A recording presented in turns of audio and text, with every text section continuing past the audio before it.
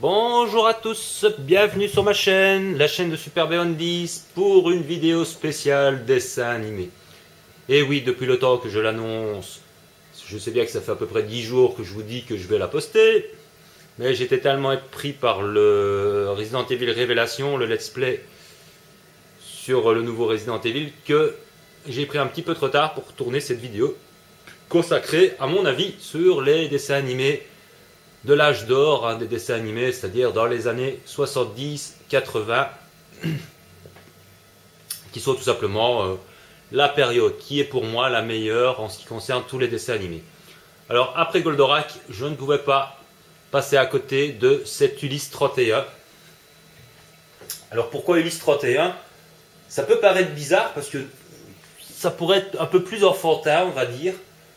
Mais évidemment, j'étais très jeune quand il est sorti, puisque ce dessin animé date de 1981. Donc imaginez, j'étais assez jeune, très jeune même. Et ce dessin animé m'a vraiment marqué, en tout cas quand j'étais petit, pour plusieurs raisons. D'abord, la première, c'est, comment dire, la beauté, je dirais, des couleurs, l'originalité, parce que tout le monde connaît l'Odyssée grecque du Lys 31, quoi, hein, la véritable histoire, entre guillemets, la véritable légende, plus exactement, grecque qu'on apprend à l'école. Eh bien, des concepteurs ont fait ça en version science-fiction dans l'espace. Et il y a eu plusieurs trucs qui ont travaillé sur ce dessin animé. Je crois qu'il y a des Américains, des Japonais, des Français. Donc c'est un petit peu à fourre-tout. Mais au final, ça n'a donné que 26 épisodes, rendez-vous compte. C'est très peu, je trouve, pour une série qui, franchement, aurait bien mérité beaucoup plus d'épisodes que ça. Enfin, à mon avis. Je me souviens encore de la bonne époque où sur France 3, qui s'appelait FR3 à l'époque, en France, ils passaient leur temps par semaine à diffuser 5 minutes d'épisodes. Hein, donc ils vous laissaient vraiment bien dans le suspense. C'est du lundi au vendredi. Et on avait l'épisode en entier le week-end. Mais c'était vraiment la seule fois où j'ai vu ça. C'est la première fois que j'avais vu un dessin animé qui était coupé en 5 parties pour nous montrer un petit extrait chaque jour de la semaine. C'est assez comique. Alors évidemment, le personnage d'Ulysse 31, on ne le présente plus. C'est un personnage quand même, c'est le seul mec que je connais qui a une moustache sur le front. Hein, parce que quand on regarde sa coupe de cheveux, c'est un petit peu spécial. On va changer un petit peu l'image. Et ça reprend donc toute l'Odyssée de la légende grecque, version science-fiction. Alors moi j'étais amoureux de la petite Thémis quand j'étais petit. Forcément j'avais le même âge, je vous rassure, j'avais le même âge qu'elle. Donc enfin quoique maintenant si je rencontrerais une fille qui a la peau bleue, des cheveux blancs, des yeux de chat, une cerise qui se balade au-dessus de la tête, j'avoue que je suis pas sûr que je tomberai amoureux, quoi. Mais bon, quand on est petit, on voit pas ça comme ça. On voit ça plutôt de manière... Enfin, on fait pas attention à ce genre de détails, quoi. Pardon, j'étais occupé à regarder autre chose. En même temps, j'étais un petit peu... Mais enfin, c'est pas ça. Ne me dites pas que je me suis trompé de DVD, quand même. Ah non, voilà, c'est ça. Voilà, c'était ça que j'étais en train de réfléchir, en fait, à quel épisode j'allais montrer un petit extrait. Comme je l'ai fait pour Goldorak. Mais avant, je vais finir de discuter sur ce dessin animé. Donc c'est vraiment dommage qu'il n'y ait eu que 26 épisodes. Mais ils valent tous la peine. Seulement, bon, le petit côté, le petit nono, le petit robot... il y a eu énormément de musique en française qui ont été faites sur le personnage. Mais c'est un peu dommage parce que quand on est petit, ça va. Il y a un côté humour, il y a un côté sympathique. Mais quand on est plus adulte, malheureusement, on ne revoit plus ces épisodes de la même manière, étant donné que il y a un côté enfantin qui a pris un petit coup de vieux. Ou alors c'est nous qui quand on devient adulte, et ben voilà, on est moins sous le charme du petit nono en question. Mais bon, si on enlève ce petit robot, tout le reste, chaque épisode sont est à voir en réalité. Il n'y a pas un épisode à jeter tellement ils sont super bien tournés. Alors le plus important, c'est qu'il faut savoir qu'il y a beaucoup de fans de ce dessin animé. D'abord, l'Odysseus fait partie du patrimoine des vaisseaux spatiaux les mieux réussis de l'histoire, de l'histoire des vaisseaux spatiaux, hein, comme l'Enterprise par exemple de Star Trek. Voilà, je crois qu'il est même dans un musée, le fameux Odysseus avec l'Iris. C'était vraiment une conception de vaisseau assez originale, tout comme la navette d'Ulysse pour ceux qui ont de la mémoire, qui se sépare en 3 parties. Moi je l'avais en jouet et j'ai morflé pour la trouver. Et elle coûtait déjà pas mal de sous à l'époque. Mais elle était en métal, elle était vraiment bien faite. Et maintenant, évidemment, tous ces machins-là, on ne les trouve plus que dans des brocantes ou chez vraiment des trucs de fans. Mais le pire, c'était les musiques. Toutes les musiques étaient vraiment réussies de ce dessin animé. Et les fans, comme je fais partie, ont dû vraiment chercher comme midi à 14h pour trouver les musiques. Sauf que les rushs ont disparu ou ont été détruits ou ils ne s'attendaient pas à tel succès, ils n'ont pas gardé je sais pas quoi. Donc du coup, il y a quelques fans de la série qui ont sorti un CD, un vrai CD, mais c'est un CD fait de fans. C'est pour ça que dans les musiques, on peut parfois entendre des bruits ou des voix des épisodes, parce qu'ils n'ont pas pu tout effacer, tout retoucher pour refaire les musiques. Et il y a énormément de musiques qui malheureusement sont introuvables, tout simplement. La plupart des musiques d'action, surtout. C'est ça qui était le plus frustrant, c'est qu'ils ont sur le CD en question. Et si vous voulez le trouver, il faut vraiment aller voir dans des magasins japonais pour le commander, parce que vous ne le trouverez jamais en commerce. Ce n'est même pas la peine de s'imaginer aller à la Fnac et de vouloir le commander. Ils ne savent même pas qu'il existe. Hein.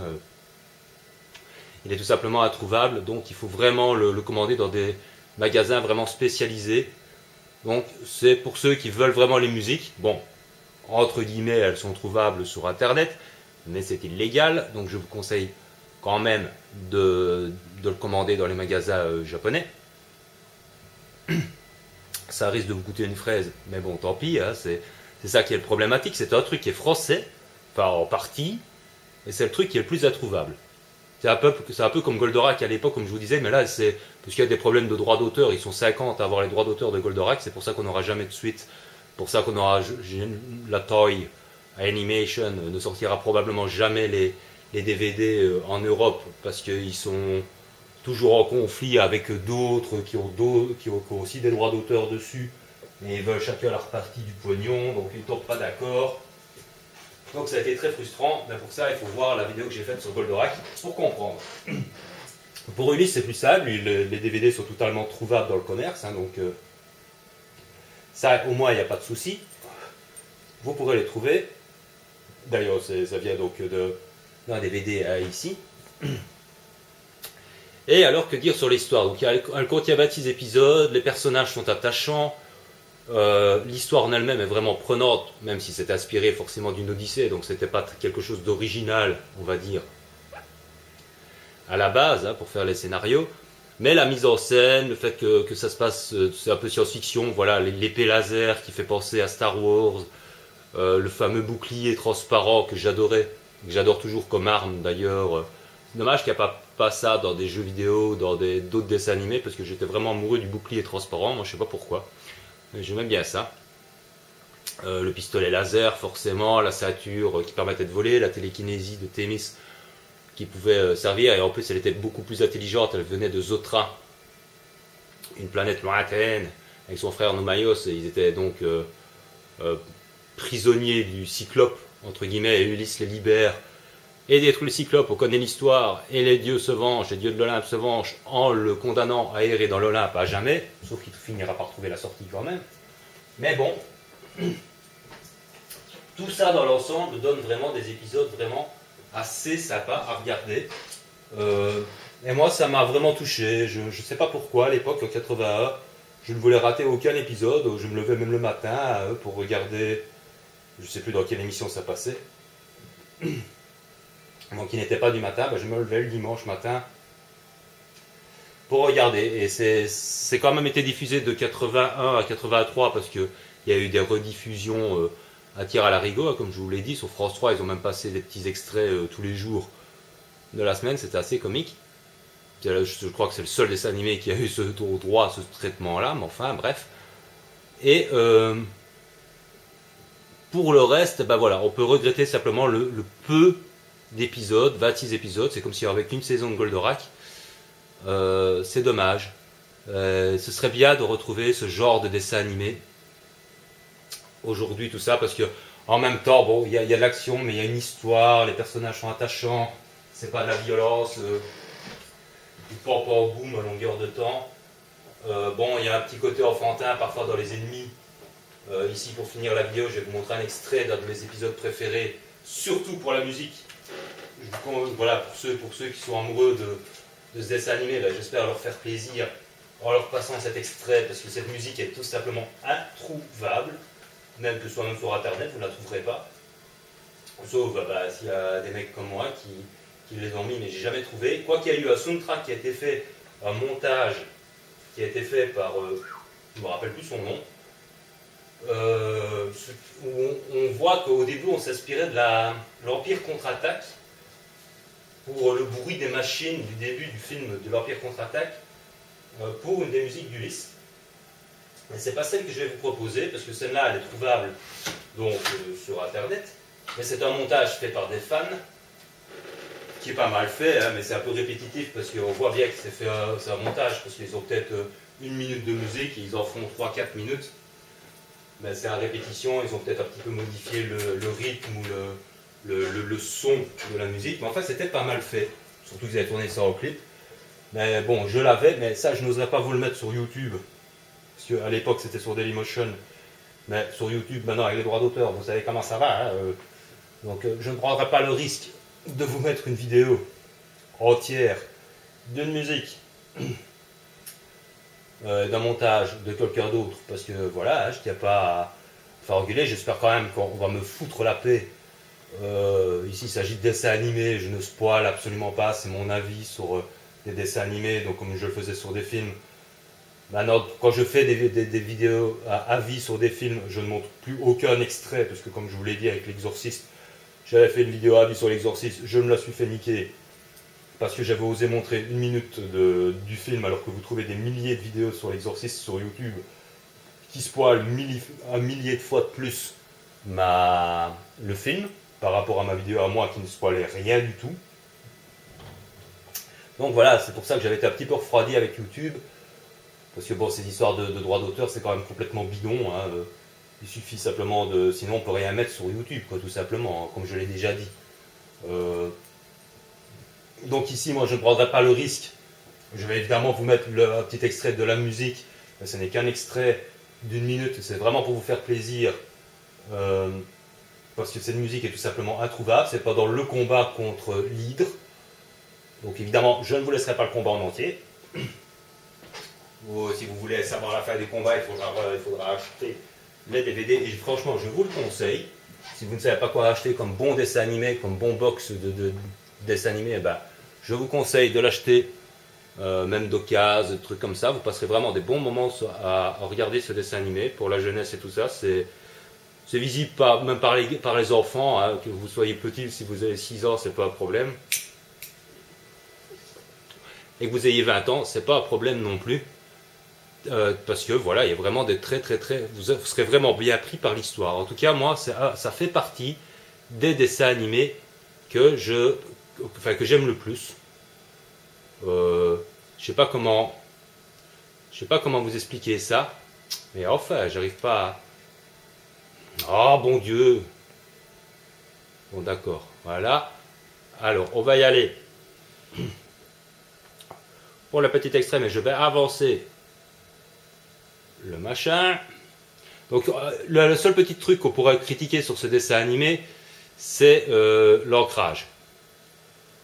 On pourrait dire que l'ancrage est assez merdique.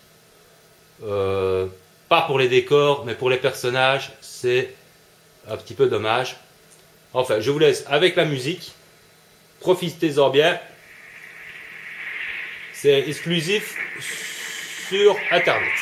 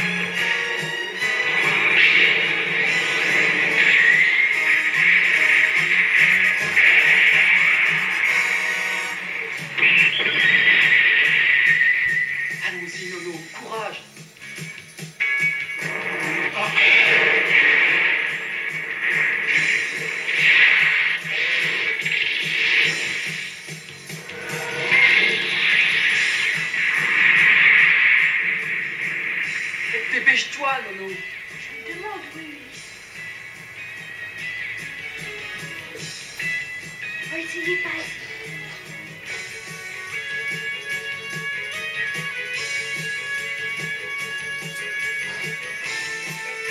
On va voir où ça mène.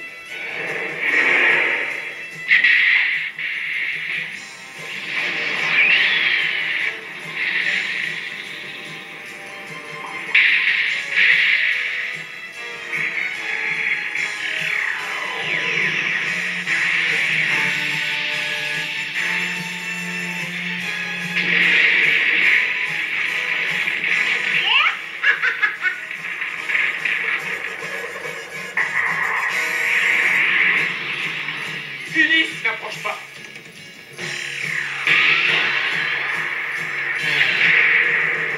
Obéissance. Non, non.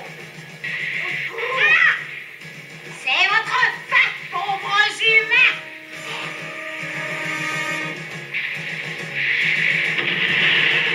Attention, une sorcière! Si vous voulez savoir la suite et ce qui se passe, il faudra acheter des DVD, et oui. Mais sinon, pour le reste, je voulais vraiment vous mettre cet extrait de musique, une musique que j'ai vraiment adorée et que je recherche toujours en soundtrack quelque part. Si un jour je peux la trouver. Mais vous voyez, même en le faisant dans le dessin animé, vous avez beaucoup les bruits, les voix, les machins, tout ça qui passe par-dessus. C'est qui est assez dommage, mais ça fait partie des musiques préférées, de mes musiques préférées d'action et qui sont malheureusement introuvables dans le commerce. C'est impossible à trouver.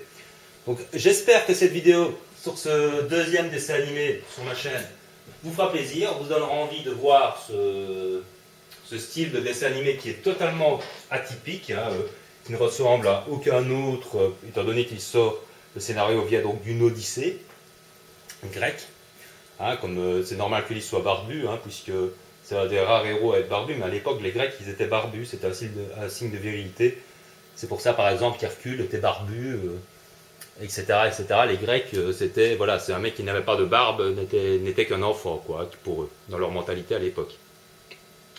Donc ça c'est un petit détail pour l'historique, on va dire, sur le truc comme ça. Mais voilà, moi, voilà, ça fait partie des coups de cœur que j'ai pour certains dessins animés. Je ne pouvais pas passer à côté de ce dessin animé-là, ne pas vous en parler dans ma section spéciale vidéo à vie dessin animé.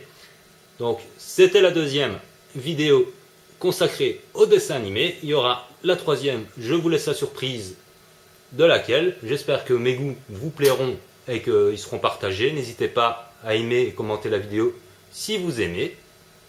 Je remercie d'ailleurs un abonné, Mathieu, qui était vraiment très content de la vidéo sur Goldorak.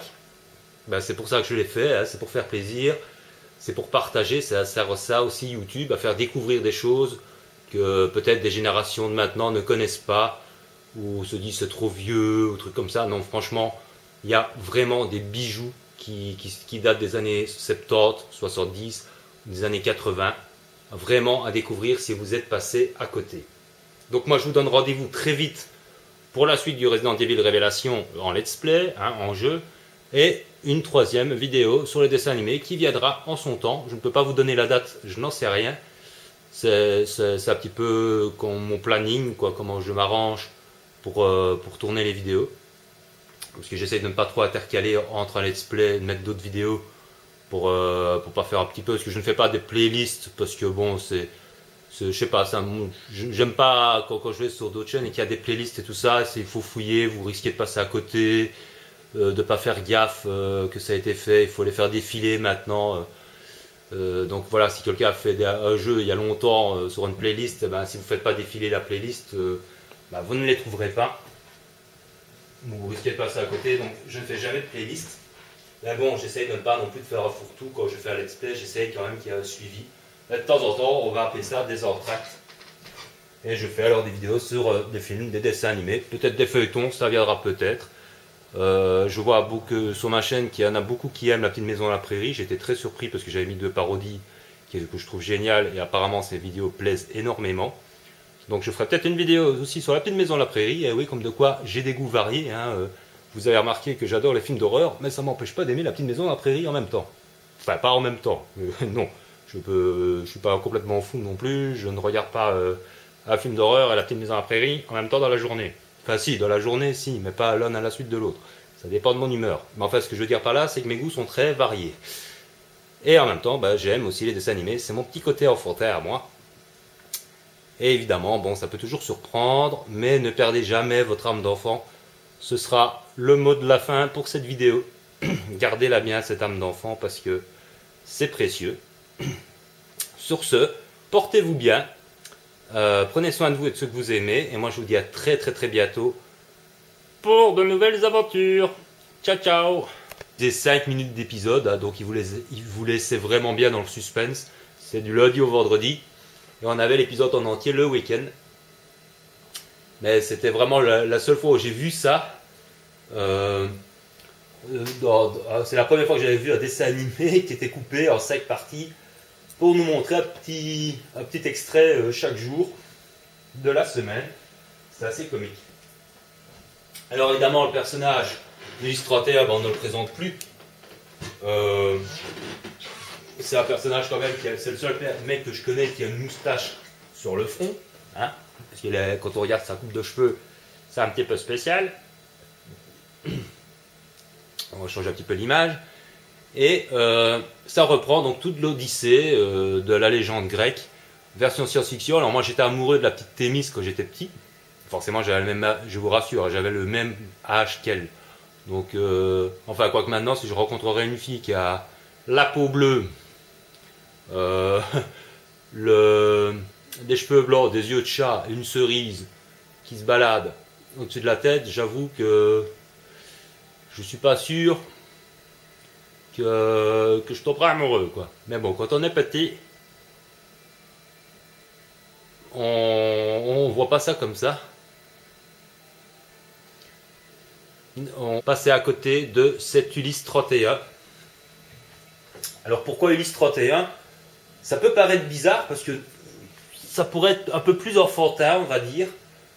Mais évidemment, j'étais très jeune quand il est sorti, puisque ce dessin animé date de 1981. Donc imaginez, j'étais assez jeune, très jeune même. Et ce dessin animé m'a vraiment marqué, en tout cas quand j'étais petit, pour plusieurs raisons. D'abord, la première, c'est, comment dire, la beauté, je dirais, des couleurs, l'originalité, parce que tout le monde connaît l'Odyssée grecque d'Ulysse 31, quoi, la véritable histoire.